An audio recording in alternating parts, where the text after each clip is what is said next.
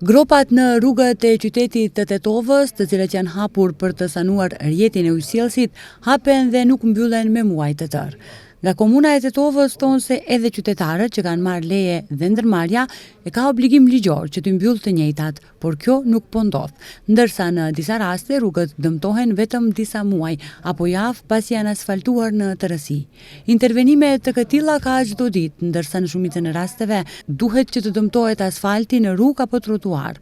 Pyetëm kryetarin e komunës së Tetovës, Bilal Kasami, se nëse kanë obligim ligjor që të mbyllin të njëjtat. Ai thotë se nëse ka raste të tilla duhet të reagojë inspektoriati komunal. Sigurisht që kanë obligim ligjor, nëse ka kështu situata duhet denoncon edhe inspektorati duhet të veprojë. Por nga komuna e Tetovës thonë se gjatë vitit 2024 vetëm ndaj një personi ka pasur kallëzim penal për kyçje të jashtëligjshme, ndërsa dhe ndërmarrja shari si dhe personat fizik apo juridik duhet që rrugën ta kthejnë në gjendjen e mëparshme.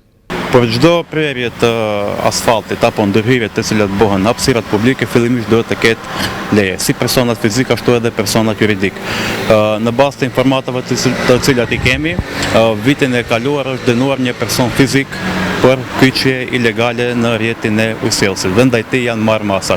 Ndërhyrjet të cilat i bën ndërmarrja shari e ujësielësit është obliguar që menjëherë domethënë ta kthejë në gjendjen e mëparshme ashtu siç ka qenë. Ndërsa për lejet të cilat u jepen personave juridik apo fizik, edhe ata obligohen, domethënë të gjithë të cilët janë me leje, ata obligohen ta kthejnë në gjendjen e mëparshme.